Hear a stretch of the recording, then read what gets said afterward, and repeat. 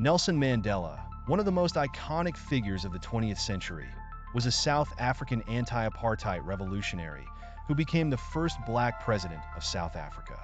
His life story is one of courage, resilience, and triumph over injustice. Born on July 18, 1918, in Vizo, a small village in the eastern Cape of South Africa, his birth name was Ralilela, which means pulling the branch of a tree or troublemaker in Xhosa. His teacher gave him the name Nelson on his first day of school. Mandela was educated at local mission schools and later attended the University of Fort Hare, the only residential university for black people in South Africa at the time. He studied law at the University of Witwatersrand, where he encountered and interacted with a diverse group of people. In 1944, Mandela joined the African National Congress, ANC, a political party dedicated to ending the racial segregation and oppression of black South Africans. He co-founded the ANC Youth League, which sought to take a more radical approach to achieving equality. In 1952, Mandela became a leader of the Defiance Campaign, a nonviolent resistance movement against apartheid laws. He traveled the country, organizing protests and speaking out against the injustices of apartheid. Mandela and 155 other activists were arrested and charged with treason in 1956. The trial lasted until 1961, ending with the acquittal of all defendants.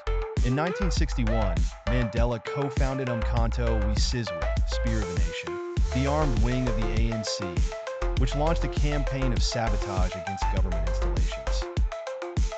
Mandela believed that nonviolent protests were not enough to end apartheid, and that armed struggle was necessary. In 1962, Mandela was arrested and sentenced to 5 years in prison for inciting worker strikes and leaving the country without permission. In 1963, while serving this sentence, he and other ANC leaders were charged with sabotage and conspiracy to overthrow the government. This was known as the Rivonia trial. In 1964, Mandela was sentenced to life imprisonment. Mandela spent 18 of his 27 years in prison on Robben Island, where he was subjected to harsh conditions, forced labor, and isolation. Despite this, he continued his fight against apartheid from within prison, becoming a symbol of resistance and hope for millions around the world. During his imprisonment, international pressure on the South African government grew. The global Free Nelson Mandela campaign, along with increasing internal resistance, forced the government to consider negotiations. On February 11, 1990, after 27 years of imprisonment, Mandela was released as the apartheid regime began to dismantle under pressure. His release was broadcast globally, and he was welcomed as a hero. Mandela led negotiations with the apartheid government to transition South Africa to majority rule. He worked closely with President F.W. de Klerk, and in 1993, they were jointly awarded the Nobel Peace Prize for their efforts. In the first multiracial elections held on April 27, 1994, Mandela was elected as South Africa's first black president. His inauguration marked the end of apartheid and the beginning of a new era in South Africa. As president, Mandela focused on reconciliation between the country's racial groups. He established the Truth and Reconciliation Commission to address the atrocities committed during apartheid. He also worked to improve the socio-economic conditions of black South Africans.